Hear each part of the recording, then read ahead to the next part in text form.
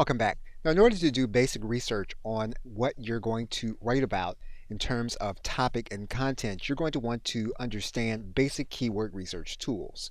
If you go to your favorite search engine, you will see a number of keyword tools available to you that you can use.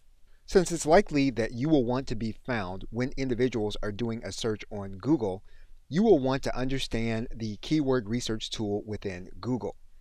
And so when you find that search result, you're going to want to go to that particular search result. You'll then want to go inside of the keyword planner. Once you're inside, you're going to go to your tools and settings. You are then going to go to your keyword planner. What you're then going to do is to discover new keywords. And you're then going to start with your general search term that concerns your specific business. You're then going to click Get Results. What you'll see here when you type in the basic search term is you'll then see different keyword ideas that you can begin to title and structure your blog post around depending on how many monthly searches there are.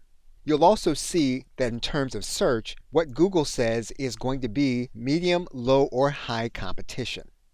And you can use this tool to develop a plan as to which terms you want to write about. Another tool that you can begin to use within the Google ecosystem is Google Trends. As you begin to look in detailed fashion at specific terms, you'll be able to determine how popular a term is becoming or is no longer. You'll also be able to look at related topics according to the search engine, as well as related searches. You can begin to look even more narrowly if you want to place your content within YouTube for your specific search term.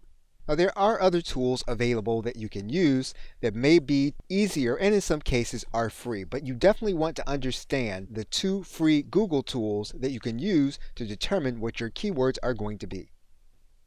Okay, so with that, thanks, and I will see you in another video.